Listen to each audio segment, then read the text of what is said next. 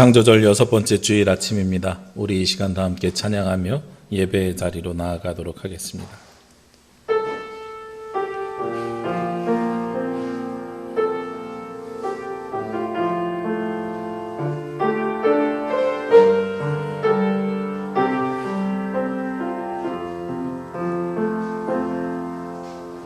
나는 하나님을 예배하는 예배자입니다.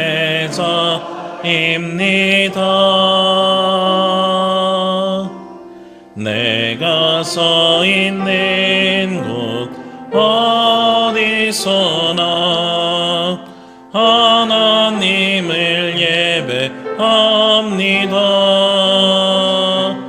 내 영혼 거룩한 은혜를 향하여 내 마음 완전한 하나님 향하여 이곳에서 바로 이 시간 하나님을 예배합니다.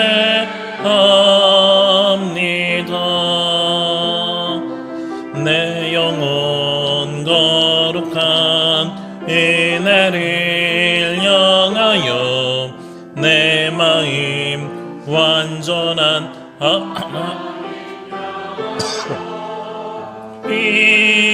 이곳에서 바로 이 시간 하나님을 예배합니다.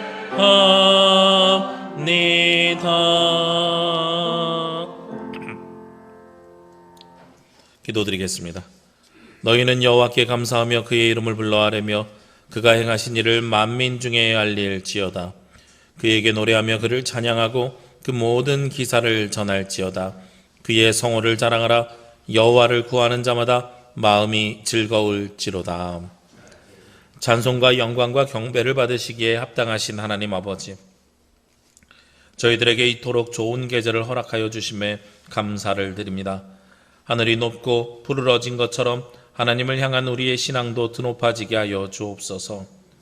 몸과 마음을 평안하게 하는 시원한 바람처럼 저희들도 하나님을 기쁘시게 하는 깨끗한 영으로 거룩한 예배를 드리게 하여 주옵소서. 우리의 찬양과 기도와 예물 드림이 하늘 보좌에 상달되기를 원하오며 예배의 주관자가 되시는 예수 그리스도의 이름으로 기도합니다. 아멘.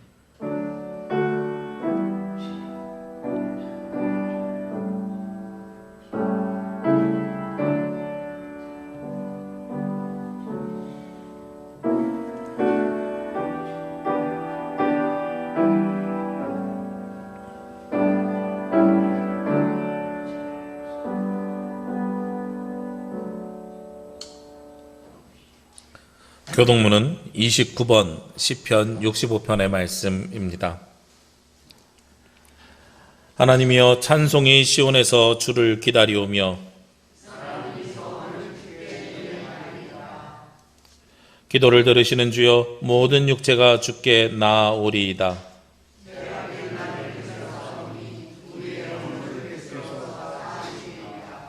주께서 택하시고 가까이 오게 하사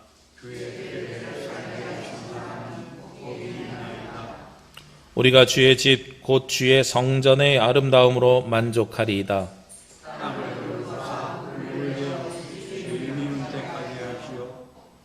하나님의 강에 물이 가득하게 하시고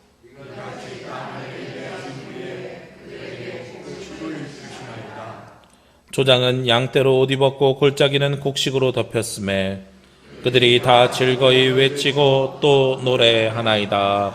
아멘. 우리 이 시간에는 지난 한 주간 알고 지은 모르고 지은 모든 죄를 주님 앞에 자복하며 고백하는 참회의 기도를 드리도록 하겠습니다.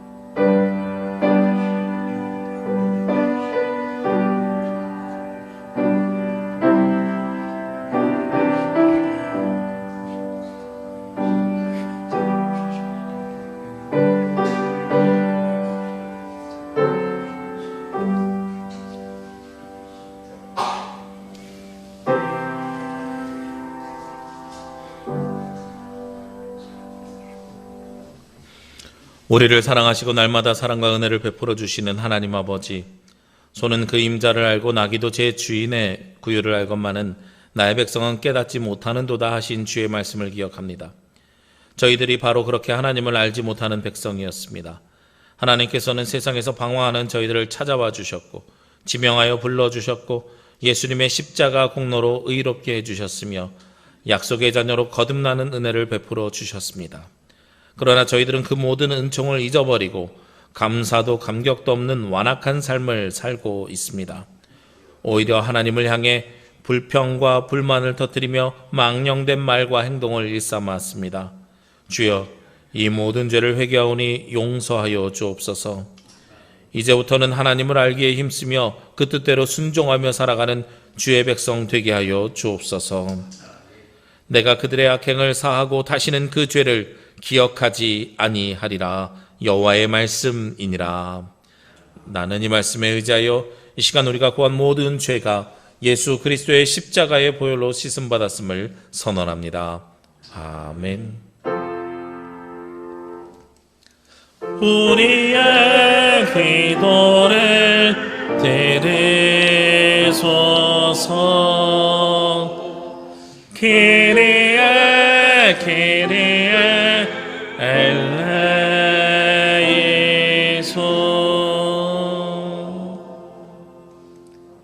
다 함께 사도신경으로 우리의 신앙 고백을 하나님께 드리겠습니다. 나는 전능하신 아버지 하나님 천지의 창조주를 믿습니다. 나는 그의 유일하신 아들 우리 주 예수 그리스도를 믿습니다. 그는 성령으로 잉태되어 동정녀 마리아에게서 나시고 본디오 빌라도에게 고난을 받아 십자가에 못 박혀 죽으시고 장사된 지 사흘 만에 죽은 자 가운데서 다시 살아나셨으며 하늘에 오르시어 전능하신 아버지 하나님 우편에 앉아 계시다가 거기로부터 살아있는 자와 죽은 자를 심판하러 오십니다. 나는 성령을 믿으며 거룩한 공교회와 성도의 교제와 죄를 용서받는 것과 몸의 부활과 영생을 믿습니다. 아멘. 찬송 549장 찬송 드리겠습니다.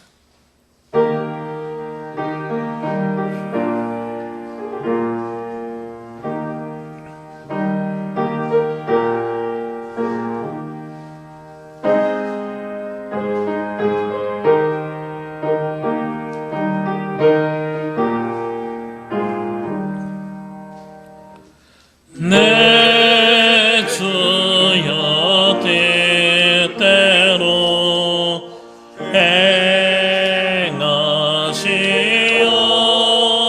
행하시옵소서. 온 몸과 영혼을 다 주께 드리니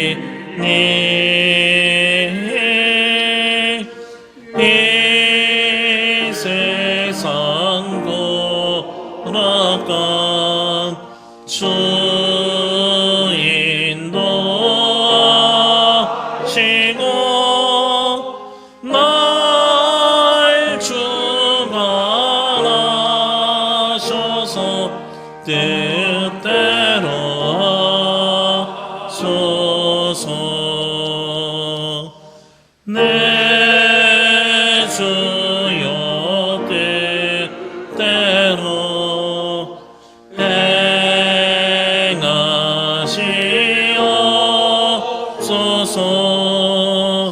큰 근심 중에도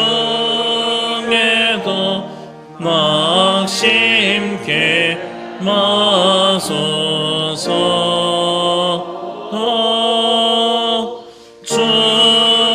주님도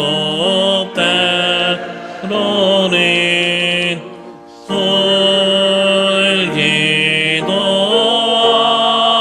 하셨네. 날 주관하셔서 뜻대로 하소서. 내 주여 뜻대로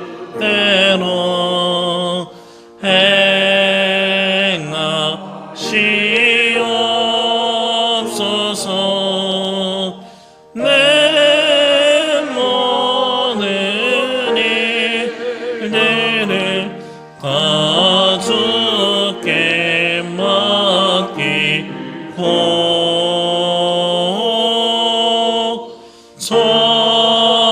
천성약하여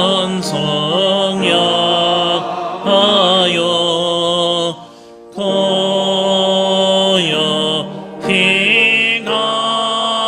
가리니 살든지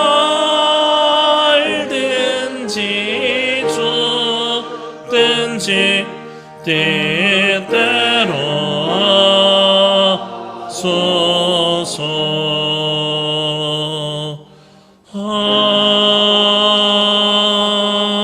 아멘. 이 시간 예배를 위해서 김만희 장로님 기도 인도해 주시겠습니다.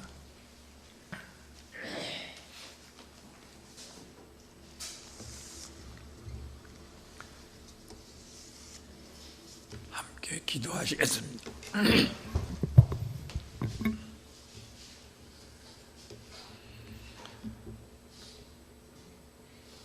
사랑과 은혜가 풍성하신 하나님 아버지,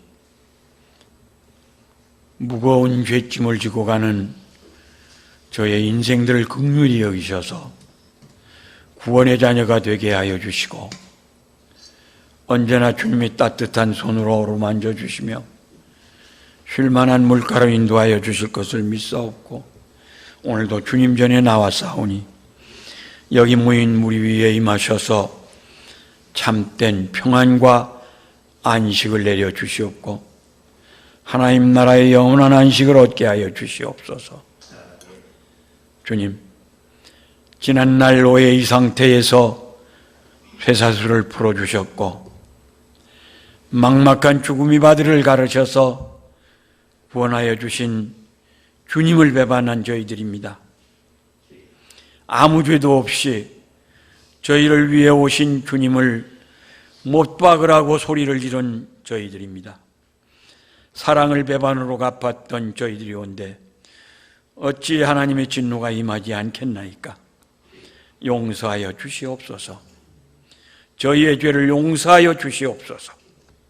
주님, 높고 맑은 하늘이 온 세상을 아름답게 덮고 있는 이 가을, 창조절 6째 주일을 맞아 이 자연이 깨끗함 앞에서 저희가 추구해야 할 신앙의 색깔이 무엇인지를 깨닫게 하여 주셔서 이 땅에서 주님이 허락하여 주신 연수가 다할 때까지 깨끗한 신앙생활을 유지할 수 있는 모두가 되게 하여 주시옵소서. 주님, 날로 혼탁해지고 힘든 나날을 보내는 가운데서도 사랑하는 마음을 갖고 살아가게 하시고 약하고 소외된 이들을 위하여 기도할 수 있는 저희들이 되게 하여 주시옵소서. 현재 이 나라만이 아니라 전 세계가 코로나19라는 병마와 싸우고 있고 그나마 어려운 생활고로 인해 힘들어하는 무이탁 노인과 소년, 소녀 가장들, 장애인들과 어려움을 겪는 많은 사람들에게 다가서는 이웃이 되게 하여 주시옵소서. 이 땅에는 지역 때문에, 계층 때문에, 수입이 적어서 또 다른 이유로 차별받는 일 없게 하여 주시고 선한 사마리아인처럼 그들이 편에 설 수 있는 교회와 성도들이 되게 하여 주시고 요사이 어려운 가운데 있는 실직당하고 해직된 자들, 고향을 잃거나 자유를 찾아 고향을 떠나온 탈북해온 사람들이 외로움과 고통 속에 사는 사람들 찾아 함께 아파하고 나누는 삶을 살아갈 수 있게 하여 주시옵소서. 주님, 생활이 힘들고 어려워짐으로 인해 잘못된 문화, 잘못된 가치관들이 급속히 변지면서 주님이 아름답게 허락한 황금 물결이 온 들판을 뒤덮는 10월을 맞이했지만 이 사회는 선한 열매를 맺을 수 있는 그 무엇도 찾아보기가 어렵습니다. 오염된 문화 속에서 청소년들이 허덕이고 있고 가출 청소년들이 날로 증가하고 있고 청소년 범죄가 급증하면서 이 나라의 미래가 너무 염려를 금치 못하고 있습니다. 주님, 세상의 잘못된 문화를 고칠 수 있게 하여 주시고 이 나라의 청소년들이 바른 가치관과 바른 마음으로 건전한 사회 풍토 속에서 살아갈 수 있도록 하여 주시기를 간절히 원하옵니다. 이러한 때에 강렬한 영성을 갖춘 그리스도인들이 표대를 이룬 이 사회에 고루 배치되어서 그들로 하여금 이 민족, 이 사회가 건강하게 성장할 수 있도록 도와주시옵소서. 오늘도 소망 없는 이 시대에 선지자적 소명을 가지고 말씀을 외치실 목사님을 기억하여 주시사 한 말씀 한 말씀 외치고 증거하실 때마다 이 자리에 모인 저희 모두가 성령의 강력한 역사를 체험하게 하여 주시옵소서. 오늘도 믿음으로 몸된 교회를 위해 충성하는 일꾼들을 기억하시사 저들이 수고가 하늘의 보화로 이어지게 하여 주시옵소서. 이미 예배가 시작되었사오니 마치는 시간까지 주님 홀로 이 자리에 임재하셔서 영광 받아 주시옵기를 바라오며 우리를 구원하시고 사랑하여 주시는 예수 그리스도의 이름으로 간절히 기도드리옵나이다. 아멘.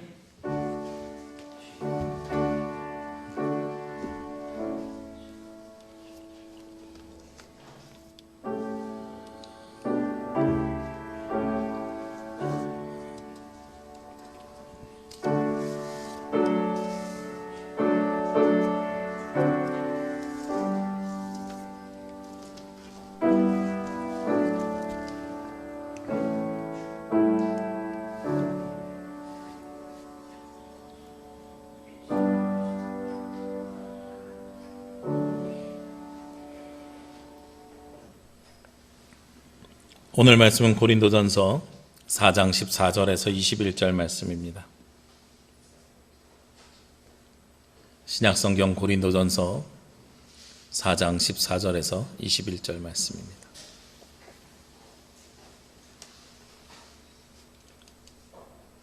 고린도전서 4장 14절에서 21절 말씀 봉독하겠습니다. 내가 너희를 부끄럽게 하려고 이것을 쓰는 것이 아니라 오직 너희를 내 사랑하는 자녀같이 권하려 하는 것이라.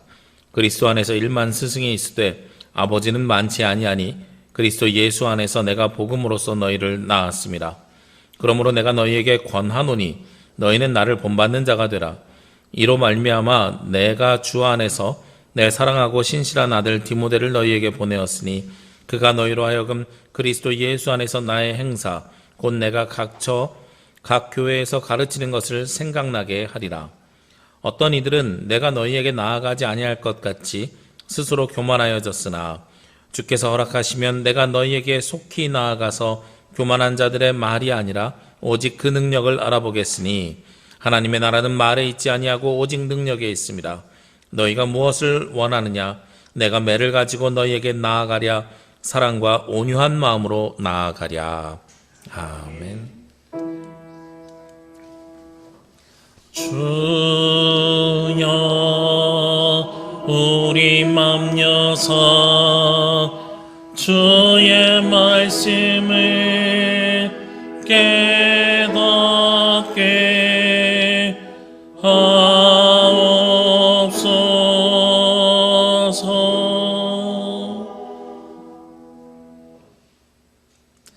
네, 오늘도 주님 앞에 나와서 예배하는 모든 분들 그리고 각 가정에서 예배하는 주의 모든 가족들을 주의 이름으로 환영합니다. 지난 주간에 운전을 하고 가면서 라디오를 하나 들었습니다. 공중파 라디오는 아니고요. 팟캐스트라고 해서 인터넷 라디오를 하나를 듣는데 거기에 오랜만에 나오는 사람이 나오더라고요. 신정환이라는 연예인입니다. 혹시 기억하실지 모르겠어요. 10년이 넘게 방송을 못했던 연예인인데 예전에는 굉장히 여기저기 많이 나왔던 사람입니다. 사람들이 방송국에서 가장 선호했던 연예인 중에 하나고요. 예능 프로그램에 나오면 여기저기서 그 대박을 터뜨린다는 연예인이었습니다. 예능감이 아주 뛰어났다 그러죠. 그런데 그가 11년 전에 필리핀으로 원정 도박을 갔다 오면서 그때부터 자숙하는 기간을 갖고 방송에 나오지 않고 있습니다. 그러다가 얼마 전에 저는 몰랐는데 라디오에서 하는 이야기를 들어보니까 JTBC의 한 방송에 나왔는데 시청자들의 반응이 아주 뜨거웠다 그래요. 재미있어서 뜨거운 게 아니라 왜 나왔냐 이런 말로 뜨거웠답니다. 그래서 JTBC에서 그 방송이 방송된 이후에 재방송을 하지 않기로 결정을 했다고 그래요. 그런 것처럼 되게 사람들이 아직도 반감이 많이 있는 것을 알 수 있는 사람입니다. 그런데 그 사람이 이 라디오, 인터넷 라디오로 나오니까 인터넷 라디오는 뭐가 중요하냐면 구독자가 중요하거든요. 인터넷 라디오를 하면서 동시에 저는 운전하니까 라디오로 들었는데 유튜브로 실시간 생중계를 했나 봐요. 그래서 한 100만 가까운 구독자가 있는 유튜버가 거기서 방송을 하는데 방송을 하다가 신정환이라는 사람이 나오니까 2만 7천 명이 구독을 취소했다고. 그 얘기를 실시간으로 하고 있는 거예요. 그러면서 형님 나오면서 몇만 명이 제가 구독자를 잃어버렸습니다. 그 사람들한테는 구독자는 돈이거든요. 그 구독자 수대로 페이가 나오니까 돈인데 그걸 잃어버렸습니다. 이런 농담들을 쭉 찍어봤습니다.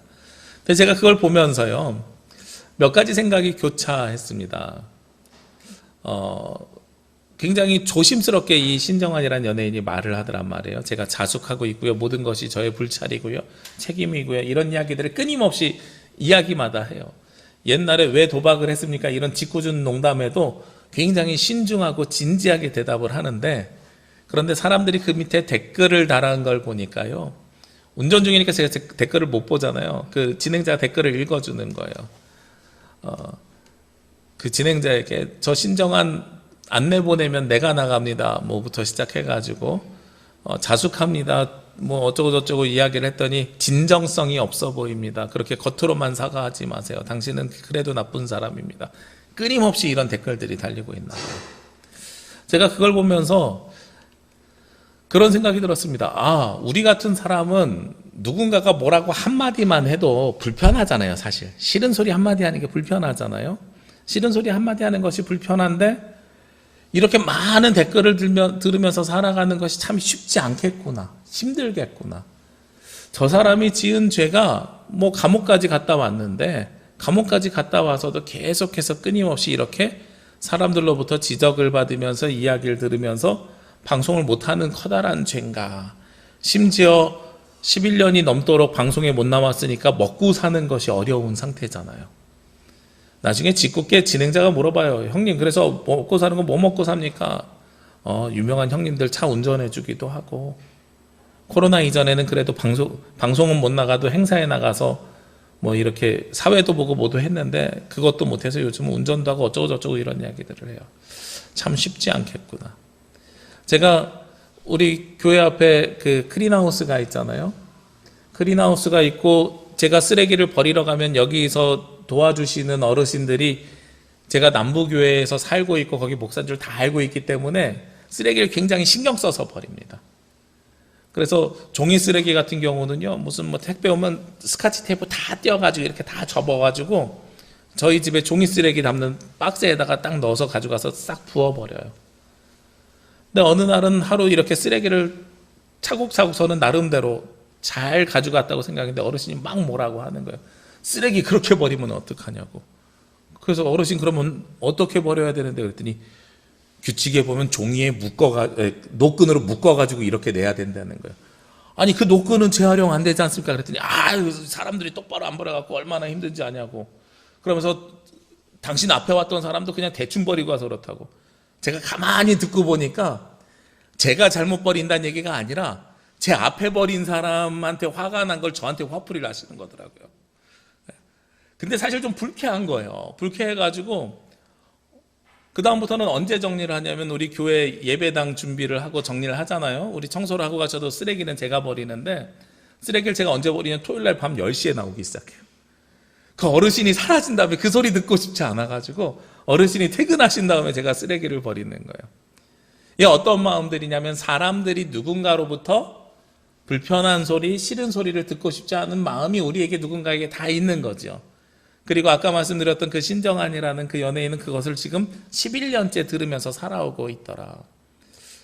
이걸 같이 생각을 해보니까 연예인들이 굉장히 힘든 직업이구나. 그리고 가끔 댓글 때문에 자살한다는 것이 어떤 뜻이겠구나라는 것이 이해는 되더라고요. 이해는 되고 우리가 그런 마음이겠구나 하는 생각을 해보게 됩니다.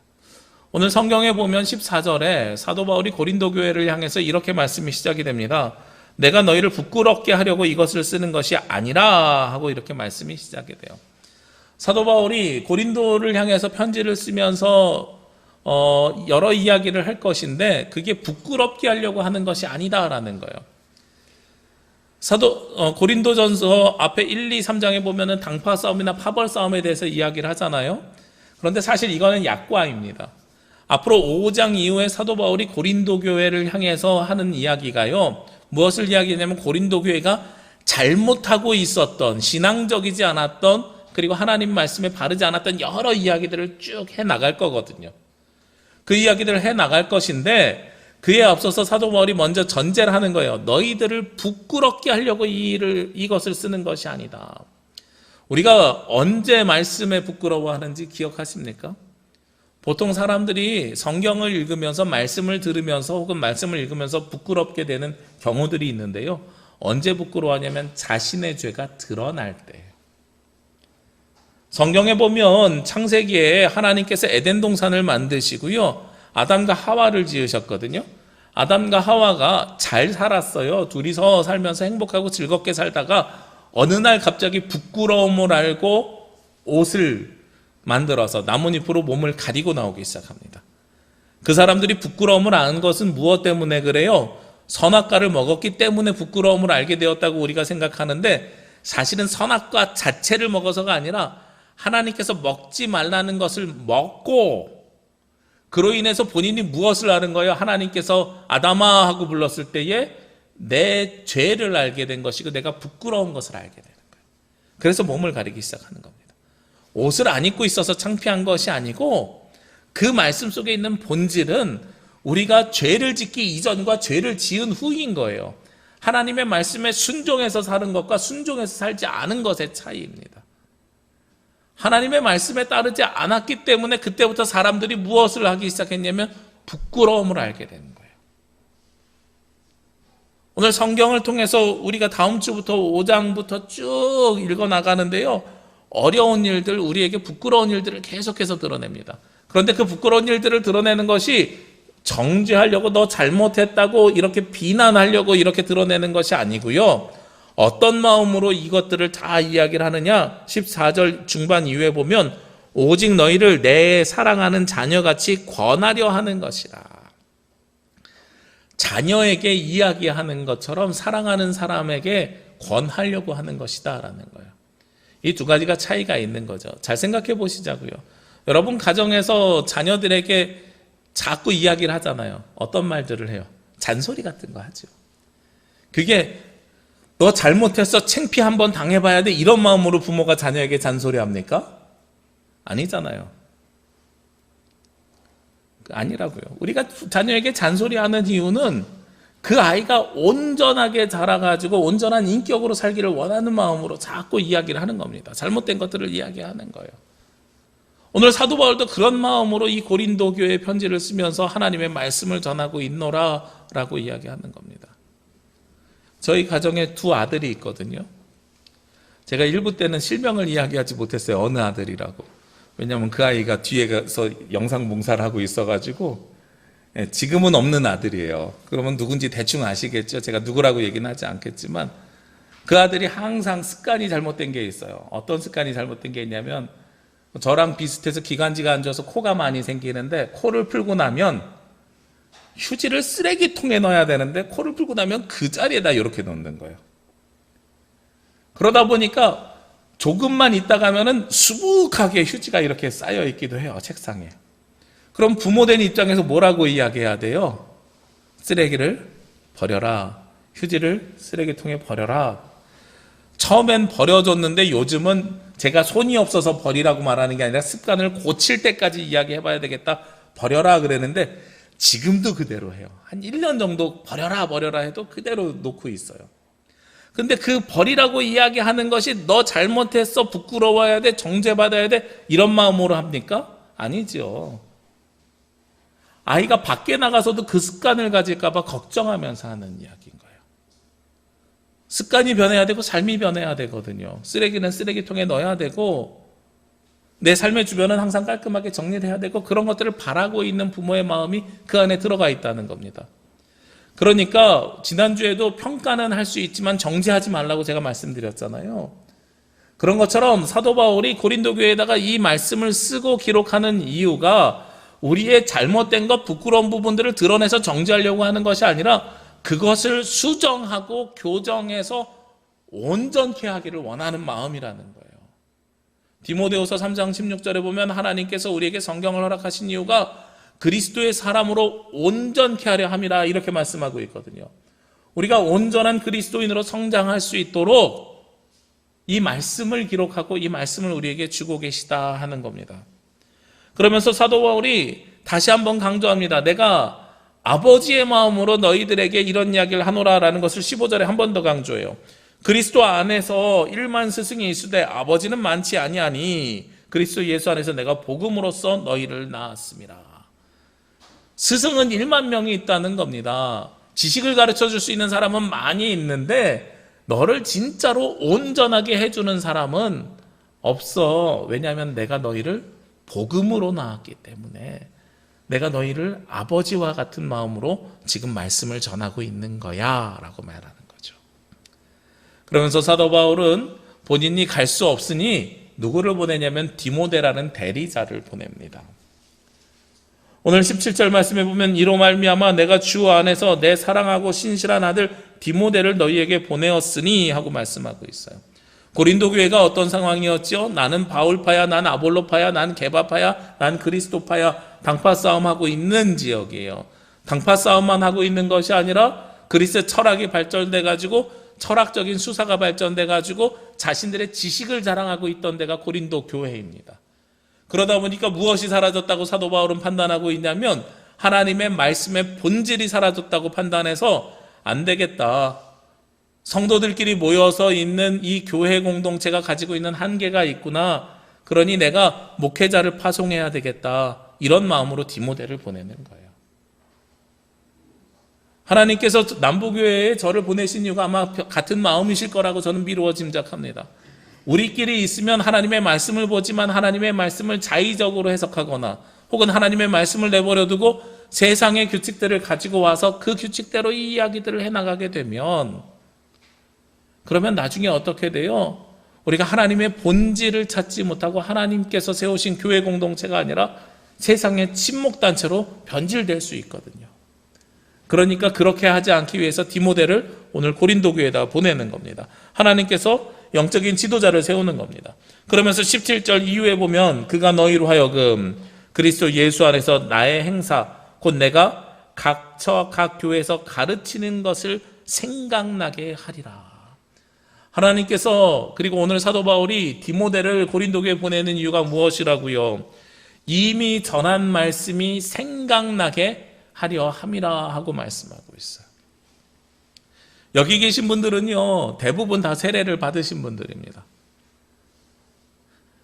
제가 개인적으로 고백하는 신앙은 우리가 예수 그리스도가 나의 구원자라는 이 고백이, 그래서 예수 그리스도가 나를 위해서 십자가에 달려 죽으셨다는 이 고백이 우리의 신앙에 있어서 가장 중요한 고백이거든요.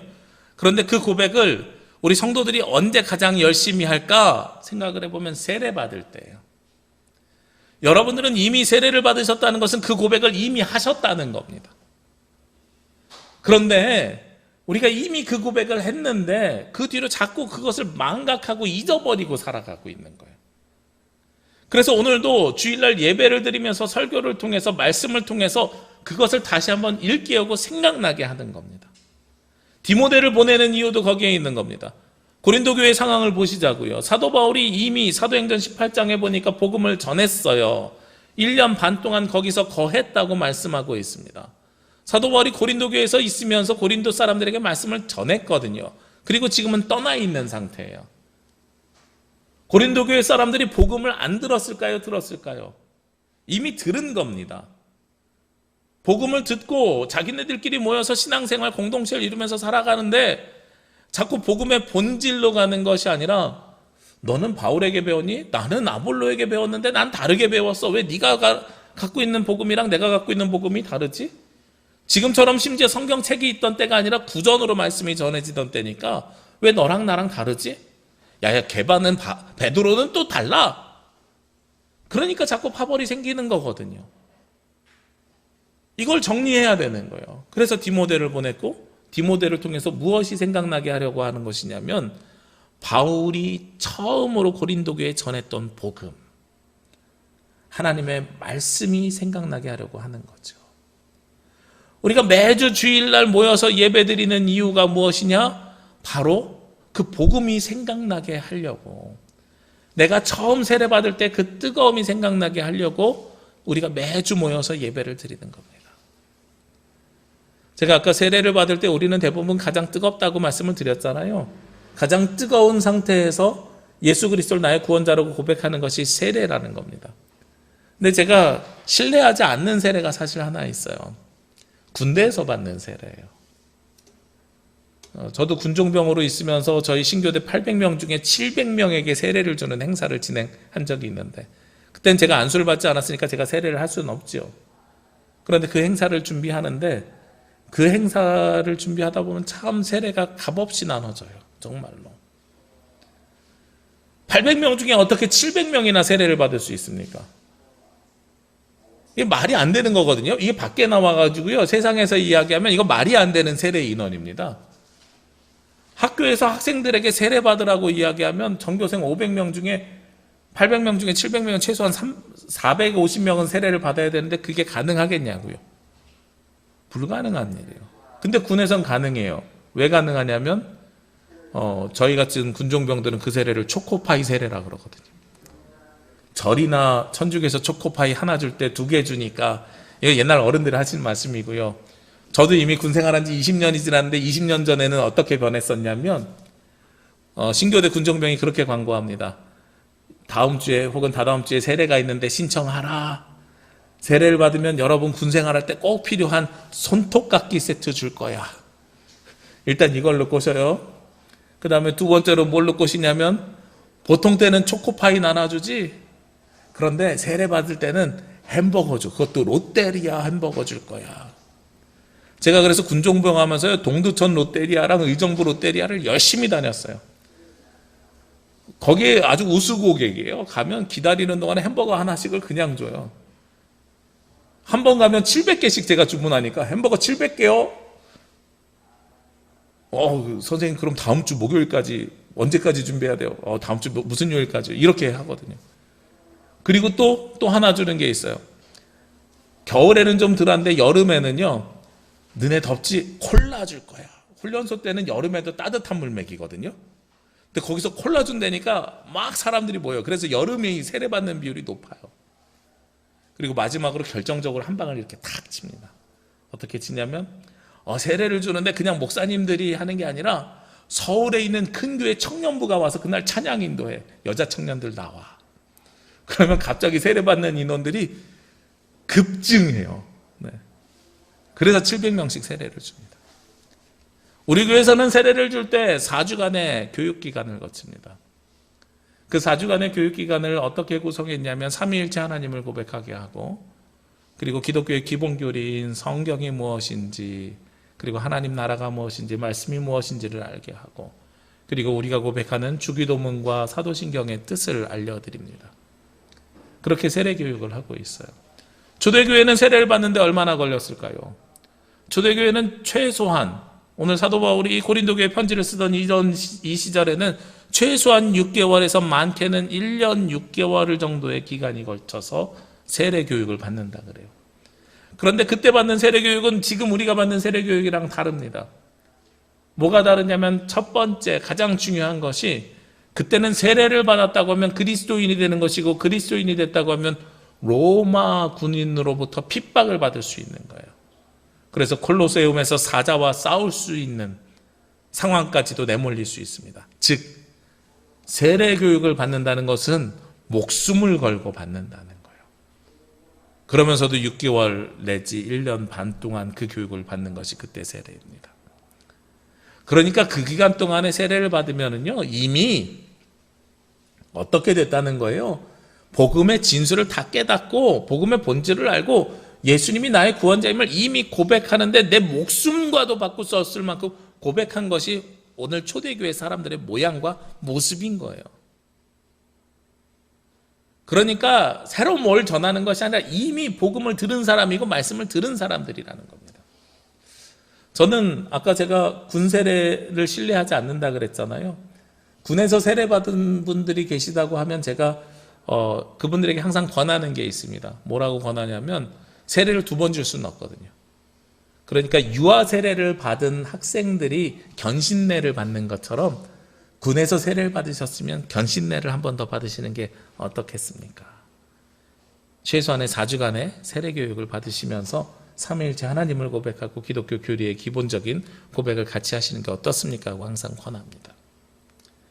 그리고 또한 저는 군 세례를 이렇게 비판도 하지만 그것을 무시하지는 않습니다. 왜냐하면 800명 중에 700명이라는 거는요, 교회를 안 다니는 수없이 많은 사람들이 교회 다니면 이런 이야기를 전한대 하는 것을 2차 누군가에게 전해 듣다가요, 예배당에 와서 처음 듣는 시간이 될 수도 있는 거예요. 복음이 그들에게 증거되고 전해지는 시간이고 복음의 씨앗이 뿌려지는 시간이에요. 그러니까 특히 세례를 받을 때 목사님들이 대부분 예수님의 십자가의 은혜를 항상 설교하시거든요. 그러니까 그 시간이 굉장히 귀한 시간이에요. 다만 우리가 말씀으로 양육받지 못하고 깨달음 없이 받는 것이 안타까운 시간인 거죠.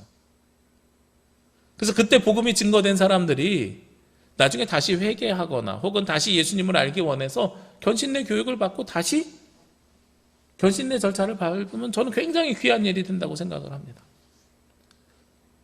오늘 사도 바울이 고린도 교회 사람들에게 내가 너희들과 1년 반 동안 있으면서 이미 복음을 전했는데 그런데 너희들이 자꾸 그 복음에 따라서 살지 않고 다른 이야기들을 하고 있어. 그러니 내가 디모데를 보내가지고 이미 여러분들이 받은 복음을 생각나게 할 거야 라고 이야기하는 거예요. 우리 남부교회 성도님들에게 부탁드리는데요, 우리가 이미 복음 받았거든요. 여러분들 이미 십자가의 은혜를 알고 계십니다. 모르는 것이 아니고요, 여러분들이 그것이 자꾸 생각날 수 있도록 끊임없이 노력하는 것이 우리 신앙생활의 모습이라는 거예요. 오늘 그러면서 사도 바울이 18절 19절 말씀에 어떤 이들은 내가 너희에게 나아가지 아니할 것 같이 스스로 교만하여졌으나, 이 말이 좀 복잡하죠. 이 말씀을 세번역 성경으로 읽으면 이렇게 되어 있어요. 그런데 여러분 가운데는 내가 여러분에게 가지 못하리라고 생각하여 교만해진 사람이 덜어 있습니다. 그런데 주께서 허락하시면 내가 속히 여러분에게 가서 그 교만해진 사람들의 말이 아니라 능력을 알아보겠습니다. 라는 게 18절 19절의 말씀입니다. 무슨 뜻이냐면 고린도 교회 사람들이 파를 나눠서 나는 아볼로파, 나는 게바파, 나는 바울파 이렇게 싸웠던 이유가 무엇이냐면요, 바울이 우리에게 복음을 전한 건 분명한데 근데 바울이 다른 데 가서 복음 전하기가 바빠. 그러니까 우리에게 다시 올 수 있겠어? 그러니까 너 자꾸 바울 얘기하지 말고 지금 나랑 같이 살고 있는 내 이야기를 들어야 돼 라는 거예요. 그렇게 스스로 교만해지는 사람들이 생겨나기 시작했다는 겁니다. 제가 좀 전에 군대 얘기해서 그런데 군 생활할 때 그런 이야기들이 있죠. 바로 윗고참이 말년병장이 시키는 이야기하고 둘이서 상충될 때 바로 윗고참이 항상 이야기하는 게 있어요. 너 저 병장이 너랑 오래 같이 생활할 것 같아? 나랑 오래 생활할 것 같아? 이런 이야기 항상 하거든요. 그런 걸로 막 압박하는 거예요. 가까이 있는 사람이 너랑 더 오래 살아. 그러니까 너 내 말 들어야 돼. 이 이야기인 겁니다. 제가 군종병 할 때 이미 부대에 갔더니 저희 한신대학교 신학과 2년 후배가 지금 강경에서 목회하고 있는 목사님이 이미 상병으로 있었어요. 근데 자기보다 2년 선배가, 그것도 본인은 학교를 다니다 왔고 저는 목사고시를 치다 왔으니까 그 군종병이 얼마나 부담스럽겠어요. 군종 목사님이 불러다가 그 먼저 있었던 군종병도 여성진이라는 군종병인데 여성진 군종이 이성진 이렇게 신병을 안 받아도 괜찮다. 너 불편하면, 너보다 나이도 많고 같은 학교 선배고 같은 공간에서 생활하기 불편하니까 안 받아도 된다, 이렇게 이야기를 했대요. 너한테 선택권 줄게. 제가 생각해봐도 선배가 같은 부대에서 같이 군종병 하면 되게 불편할 것 같잖아요. 근데 목사님이 맨 뒤에 한마디 더 하셨대요. 근데 잘 생각해. 군생활은 짧고 목회는 평생이야. 이거 알면 너 나중에 제대하고서 목회하면서 계속 괴롭힘 당할 수도 있어. 이런 이야기랑 비슷한 이야기예요. 고린도 교회에 있는 사람들이 바울은 멀리 있어서 우리에게 복음을 전했을지 몰라도 바울은 멀리 있어서 우리를 상관할 수가 없어. 그러니까 내 말 들어. 근데 내 말 들으라고 하는 사람이 하나님 나라의 능력을 이야기해야 되는데 무엇을 이야기하냐면 자기의 이야기를 하는 거예요. 하나님의 말씀에 근거한 이야기를 해야 되는데 자기 생각의 이야기를 하는 겁니다. 그것을 오늘 성경에서는 뭐라고 이야기하고 있냐면 교만한 사람의 말이라고 이야기하는 거예요. 하나님은 사라졌고 내 뜻과 내 의지만 남아있는 사람, 그 사람이 바로 교만한 사람이고 그 말을 자꾸 이야기한다는 거죠. 그래서 누구를 파송하는 거예요? 목회자인 디모데를 파송하는 겁니다. 그래서 우리가 주일날 신학교육을 받은 목회자의 말씀을 들어야 되는 이유가 바로 거기에 있는 겁니다. 그러지 않으면 자꾸 하다가 어떤 이야기가 생겨요? 내 인생에, 내 삶에, 내 경험에 의하면으로 바뀌게 되는 거예요. 제가 다녔던 경동교회가 이제 목사님이 내년 4월에 은퇴하십니다. 그래서 후임 목회자를 지금 이렇게 청빙하는 과정이 있었고, 지난주에 공동회가 끝나고 이렇게 좋은 목사님을 모시는 것 같아요. 근데 이제 그 과정 속에서 친구들이 저에게 자꾸 전화가 오는 거예요. 야, 근데 직장이랑 목사님들이 좀 다른 것 같아. 다르죠? 우리 회사에서는 이렇게 하는데 그게 맞아? 맞아. 교회에선 그렇게 하는 게 맞아. 모든 기준이 본인 직장으로 이야기를 하더라고요. 여러 가지 이야기를 해가지고 제가 뭐라고 특별하게 모르겠는데 딱 기억 남는 말이 그거예요. 야, 회사에선 이렇게 하는데 교회에선 이렇게 하는 게 맞아? 투표하는 절차나 방법 이런 것들 이야기하는 것 같아요. 회사에선 이렇게 하는데 이사회에선 이렇게 하는데 교회는 이사회가 아니야. 제가 계속했던 이야기가 회사랑 달라. 교회는 이사회가 아니야. 이런 이야기들만 계속했던 것 같아요. 우리는 항상 무엇을 기준으로 이야기하냐면 내 삶의 기준으로 이야기를 하고 내 삶의 기준으로 판단할 수밖에 없어요. 잘못된 게 아니에요. 그게 맞는 거예요. 그런데 교회 안에서는 그것을 주장하기 시작하면 그때부터 무엇이 생기냐면 분쟁과 다툼과 시기가 생겨나게 되는 거죠. 교회에선 누가 기준이 되셔야 돼요? 하나님의 말씀이 기준이 되어야 된다니까요. 오늘 고린도 교회가 그러고 있는 것에 대해서 사도 바울이 걱정하면서 하는 이야기입니다. 그러면서 오늘 유명한 말씀을 합니다. 20절 말씀에요. 하나님의 나라는 말에 있지 아니하고 오직 능력에 있습니다. 우리가 이 말씀을 보통 어떻게 해석하냐면 하나님의 나라는 말에 있지 아니하고 너 말로만 하는 신앙생활 하지 말고 능력에 있음이라 실천하는 신앙생활에 우리가 보통 이렇게 이야기를 해요. 그런데 이 말씀의 본질적인 뜻은 그게 아니라 하나님의 나라는 말 앞에 무엇이 생략되어 있냐면 교만한 자의 말에 있지 아니하고, 왜냐하면 그 앞에 있는 18절과 19절에 보면 교만한 자들의 말이라는 표현이 계속 있잖아요. 여기서 교만한 자들의 말은 복음을 근거로 이야기하는 것이 아니라 그리스 철학과 자기가 가지고 있는 환경과 지식을 가지고 하나님보다 내가 앞서는 삶을 살고 있는 사람들의 모습인 거거든요. 그래서 하나님의 말씀에 따라서 사는 것이 아니라 내 생각대로 살아가는 사람 혹은 나의 사회적인 경험에 따라서 교회 공동체 이야기하는 사람들의 말에 있는 것이 아니라 하나님의 능력에 있노라. 이 하나님의 능력은 실천하는 삶만 이야기하는 것이 아니고 이미 우리가 경험한 하나님께 있다는 거예요. 오늘 사도 바울이 앞에 16절 말씀에 무엇을 이야기하냐면 내가 너희에게 권하노니 너희는 나를 본받는 자가 되라 이렇게 이야기하고 있거든요. 사도 바울이 자기가 지식이 뛰어나고 내가 신령하고 내가 영적으로 거룩하고 그러니까 나를 본받는 자가 되라 이렇게 이야기하는 게 아닙니다. 사도 바울이 나를 본받는 자가 되라 라고 이야기하는 것은 딱 한 가지입니다. 나는 누구를 경험한 사람이냐면 예수 그리스도를 경험한 사람이야. 그것이 하나님의 능력이야. 나는 하나님의 능력을 경험했어. 너희들도 나처럼 하나님의 능력을 경험했으면 좋겠어 라고 이야기하는 거예요. 앞에 당파 싸움할 때 바울파, 아볼로파, 그 다음에 누가 나왔지요? 게바파가 나왔죠. 사도 바울이요, 게바가 누구냐면 베드로거든요. 베드로랑 비교할 때 사도 바울이 본인이 사도 바울이 게바보다, 베드로보다 예수님으로부터 들은 지식이나 예수님과 함께한 신앙생활의 연륜이나 이런 것들이 굉장히 부족합니다. 그래서 예수님의 직제자라고 하는 12제자가요 사도 바울을 굉장히 무시했어요.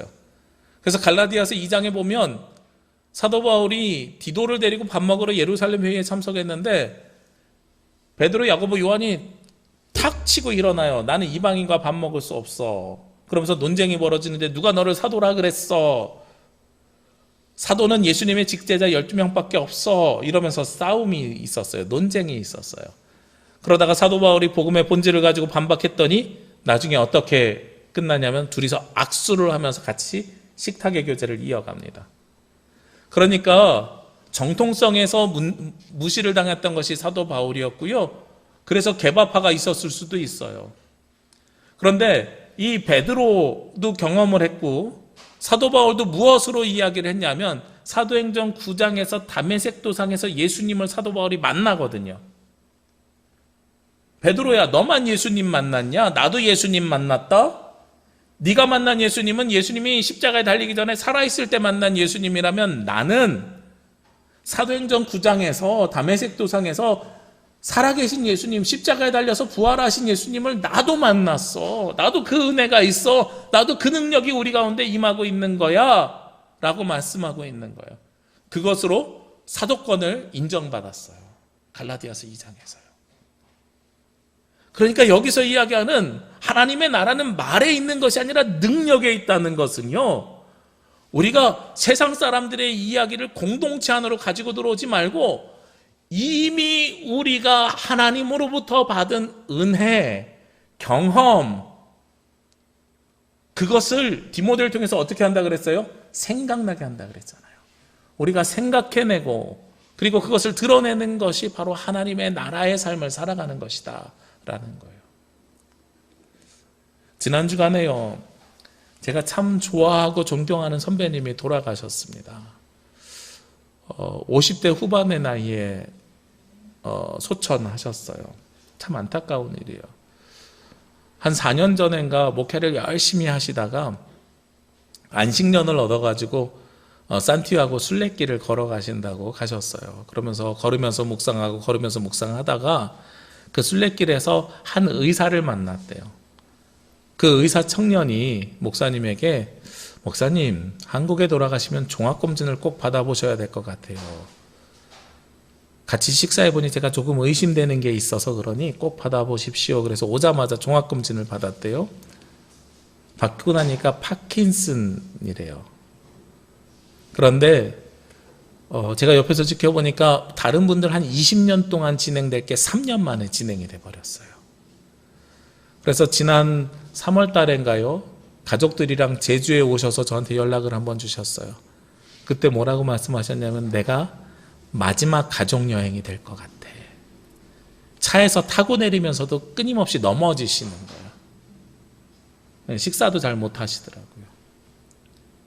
근데 그래도 건강하게 계시겠지 이러고 있었는데 명절 지나자마자 갑자기 폐혈증이 오고 내장기관이 잘 안 움직이니까 쇼크사로 돌아가셨어요. 근데 이 목사님에게 제가 각별한 이유 중에 하나는 지금부터 정확하게 20년 전입니다. 2001년도에요. 제가 그 목사님 차를 운전하고 목사님이 제 옆에 타시고 부산으로 교회 일 때문에 내려가다가 고속도로에서 교통사고가 난 적이 있어요. 제가 여러분에게 여러 번 말씀드렸을 겁니다. 음주운전한 차가 중앙분리대를 받고 그 중앙분리대가 넘어지면서 저는 그 중앙분리대랑 부딪히고 차를 갓길에 세웠는데 제 뒤에서 오던 화물차 트럭이, 자동차를 실어 나르던 트럭이 중앙분리대를 피하려고 핸들을 꺾어서 제 뒤를 갖다 박은 거예요. 어느 정도가 그랬냐면 차가 폐차됐는데 이렇게 손으로 만져보면 트럭이 만져질 만큼 쭉 밀고 들어왔어요. 거의 죽을 뻔한 상황이죠. 그리고 그 목사님이랑 둘이서 병원에 한 달 넘게 입원해 있었습니다. 그때 입원해 있을 때 목사님이 주셨던 말씀이 굉장히 기억에 가슴속에 남거든요. 그때 제가 전도사였는데 이 전도사, 우리 죽음을 경험했는데 앞으로 우리가 살아가는 삶은 덤으로 사는 삶이야. 이미 죽어야 마땅한 건데 사람들은 우리 보고 다 죽었다고 했는데 우리가 이렇게 살아났잖아. 이제 우리가 사는 삶은 덤으로 사는 삶이야. 그러니까 하나님 나라를 위해서 열심히 사역해야 돼. 이러셨거든요. 그리고 딱 20년 만에 목사님 먼저 가셨어요. 제가 그 시절이 다시 생각이 났습니다. 그래, 나 지금 덤으로 살고 있는데 하나님의 능력을 내가 20년 전에 경험했는데 죽어야 되는 나를 하나님께서 다시 살리신 그 능력을 내가 경험했는데 그게 다시 생각나는 거예요. 아, 그렇구나. 하나님께서 지금 목사님을 데려가시면서 나에게 다시 생각나게 하시는구나. 그럼 내가 다시 그 마음을 붙잡고 다시 그때 심정으로 하나님 나라를 위해서 다시 살아야 되겠구나. 이게 하나님께서 우리에게 말씀을 주시는 이유입니다. 여러분도요, 여러분들이 생각하지 않으셔서 그렇지 생각해 보시면 이미 많은 하나님의 능력이 여러분 가운데 이미 임하셨습니다. 우리가 이 하나님 나라를 천국이라고 하지 않고 하나님 나라라고 하는 이유가 있어요.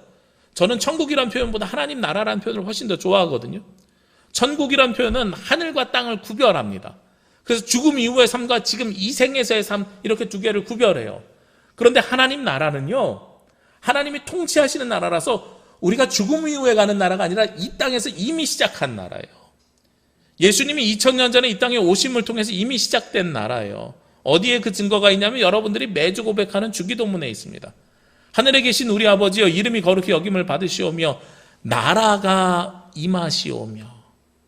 옛날엔 나라 이였죠. 이게 나라가, 이게 은는이가 국어가 문법이 완성되기 전에 만들어졌던 거라 지금 문법으로 하면 나라가 임하시오며고요. 헬라어 원어를 보면 나라가 우리에게 임하시오며예요. 뜻이 하늘에서 이루어진 것 같이 땅에서도 이루어지이다. 하나님의 뜻이 하늘에서 있는 것처럼 이 땅에서도 이루어지기를 원하는 것이 하나님의 나라입니다. 하나님의 나라는요, 이미 우리 가운데 임하였습니다. 이미 여러분 가운데 임하였습니다. 그리고 하나님 나라는 아직 완성되지 못했을 뿐이지 이미 그 땅에서 시작이 되었습니다. 언제 완성되나요? 우리가 이 땅에서 생을 마감하고 그 나라에 들어가면 하나님의 통치가, 혹은 이 땅이 하나님께서 치유하실 필요가 있다고 해서 예수 그리스도가 재림하시는 그때에 완성이 되는 거예요. 2000년 전에 시작된 나라가 지금 계속해서 만들어져 가고 있고요. 우리도 이미 그 하나님 나라를 경험했기 때문에 우리가 그 경험을 생각해내셔야 됩니다. 그 생각해내는 것이 주님 앞에 드리는 예배이고 우리가 읽는 말씀이고 듣는 말씀이라는 거예요. 아까도 말씀드렸지만 고린도전서 5장 이후에는요, 끊임없이 죄에 대한 이야기들을 합니다. 우리가 잘못하고 있는, 공동체가 잘못 저지르고 있는 이야기들에 대해서 이야기해요. 여러분들을 질책하거나요, 여러분들의 죄를 드러내가지고 정죄하기 위함이 아니고요, 하나님의 능력이 우리에게 이미 임했는데 왜 우리가 자꾸 교만한 자들의 말에 따라서 휘둘리는가에 대한 이야기입니다. 주시는 말씀에 우리가 죄책감을 갖거나 자책하라고 주신 말씀이 아니라 그 말씀대로 살면서 우리가 좌로나 우로나 치우치지 않냐고 온전하게 되라고 주신 말씀입니다. 그렇게 온전하게 되어야 우리의 인생이 어떻게 돼요? 여호수아 1장 8절 말씀해 보니까 형통하게 되거든요. 평탄하게 되거든요. 우리가 이번 한 주간 그리고 앞으로 몇 주 동안 이 고린도전서의 말씀이 계속 지속되는데요, 말씀을 들을 때마다 하나님의 능력을 생각해내시기를 원합니다. 그리하여서 하나님께서 우리를 통해서 이루고자 하는 하나님 나라를 우리가 경험하고 고백하고 세워가시기를 원합니다. 그렇게 쓰임받는 저와 여러분이 되시기를 주의 이름으로 기도합니다. 기도드리겠습니다. 거룩하시고 은혜로우신 아버지 하나님, 하나님의 나라가 이미 우리 가운데 임하고 하나님의 나라가 이미 예수 그리스도와 함께 시작되었음을 고백합니다. 우리가 예수 그리스도를 고백하는 순간 우리도 그 능력이 우리에게 임재하여 주셨음을 믿고 고백합니다.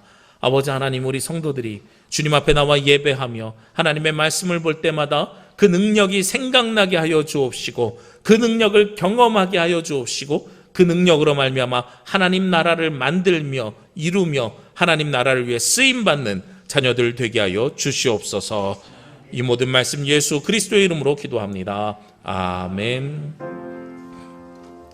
이 말씀 따라 사는 동안 지치지 않게 하시고 이 말씀 따라 사는 동안 주님 나라 이루소서. 다 함께 찬송 633장 찬송하시며 예물 봉헌하겠습니다.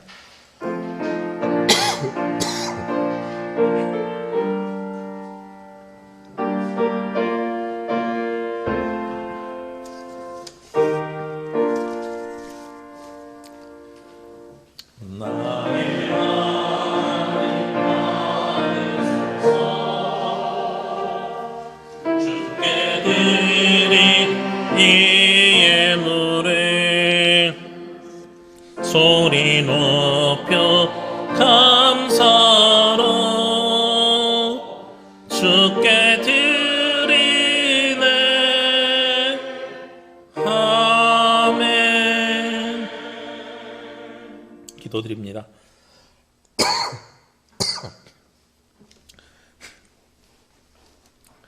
이 땅에 하나님의 나라를 이루시기 원하는 주님, 주님의 뜻을 따라 주님의 나라를 위하여 쓰임받기 원하는 주의 성도들이 이 시간 함께 예배합니다. 이 땅에서 살아가면서 주님의 자녀로 하나님의 동역자로 더 이상 교만한 자들의 말을 따르는 것이 아니라 하나님의 능력으로 주님의 나라를 이루어가는 주의 백성들이 될 수 있도록 인도하여 주옵소서. 이 시간 주님 앞에 나와 하나님을 찬양하며 예배하며 마음과 정성을 담아 주님께 올려드립니다. 열의 하나를 거룩하게 구별해드리는 예물과 감사의 제목과 약속이 있는 예물, 복음 선포를 위한 예물을 올려드립니다. 이 시간 드리는 이 예물이 하나님 나라를 위하여 쓰여지게 하여 주시옵고 주님의 뜻이 이 땅에 이루어질 수 있도록 우리를 사용하여 주옵소서. 주님, 무엇보다 바치는 손길들을 기억하여 주셔서 주의 자녀들이 세상에서 살아가는 동안에 육체의 고통은 사라지게 하여 주옵시고 물질로 인하여 눈물 짓지 않게 하여 주옵시며 하늘의 기쁨과 감사가 넘치는 삶을 살게 하여 주옵소서.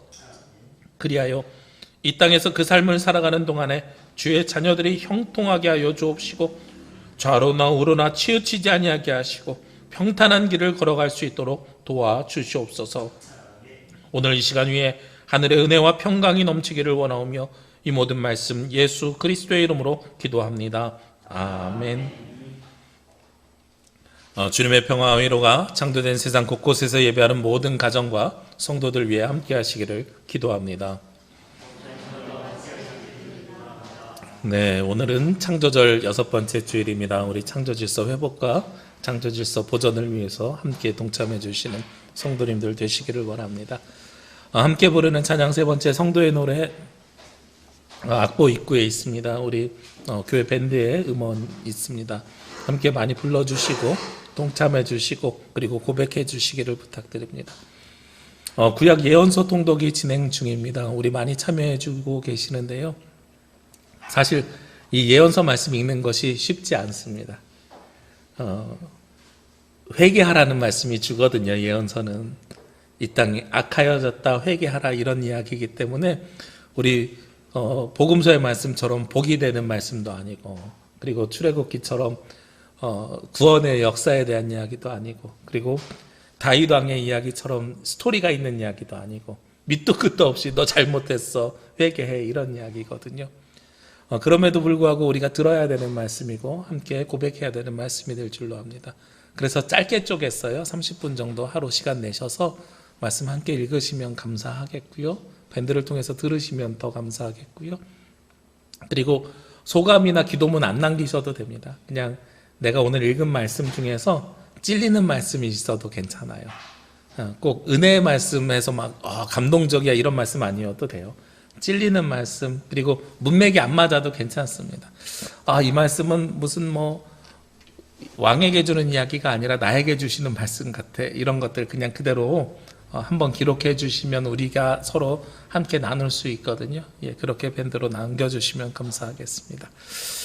사회적 거리두기 개편안 3단계 적용 중입니다. 우리 많이 동참해 주셔서 감사하고요. 협조해 주셔서 감사합니다. 우리 확진자가 막 줄어드는 것 같다 갑자기 또 늘어났어요. 근데 이 동네에요. 삼도일동 삼성초 옆에 있는 목욕탕과 광양초등학교에서 확진자 나왔고, 그 형제가 또 제일중학교 다녀서 저희 큰아이 1학년에 같은 반은 아닌데 옆반에서 확진자가 또 나왔다 그래요. 우리 속히 해결될 수 있도록, 그리고 아마도 이제 앞으로는 위드 코로나 같이 살아갈 것 같은데 그럼에도 불구하고 하나님 앞에 예배가 끊어지지 않을 수 있도록 동참해 주시길 부탁드리고요. 저 뒤에 이상훈 지사님 오늘도 감을 준비해 주신 건가요? 네네. 오늘도 또 준비해 주셨습니다. 우리 지난주에 이어서 이우선 목사님 가정에서 감나무에서 열매 맺은 거 함께 나눠주십니다. 우리 감사하고, 한 가정에 하나씩입니다. 지난주에 한 가정이 못 가져가셨어요. 누가 실수로 2개 가져가셨는 것 같아요. 우리 기억하셨다 한 가정에 하나씩임을 기억하시고 우리 함께 나누시길 원하고요. 우리 특별히 신영숙 지사님 참 오랜만에 뵙습니다. 손주 많이 컸지요? 네, 우리 기쁘게 감사의 인사 나눠주시길 원합니다. 네, 우리 함께 찬양 드리겠습니다. 살아낸 만큼 사랑한 만큼.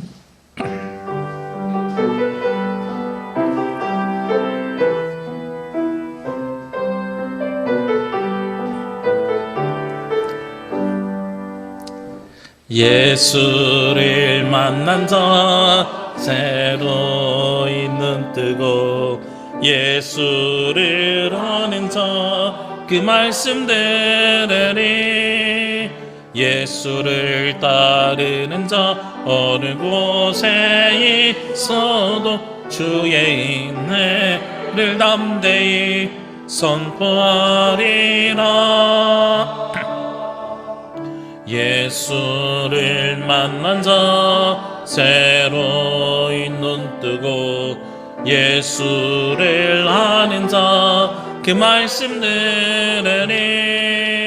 예수를 따르는 자 어느 곳에 있어도 주의 은혜를 담대히 선포하리라.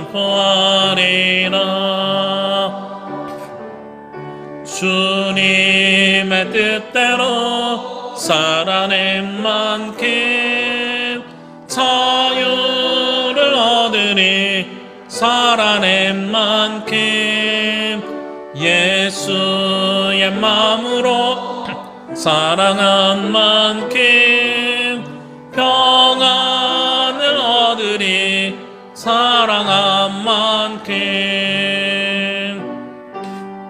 주님의 뜻대로 살아낸 만큼 자유를 얻으니 살아낸 만큼 예수의 마음으로 사랑한 만큼 평안을 얻으리 사랑한 만큼.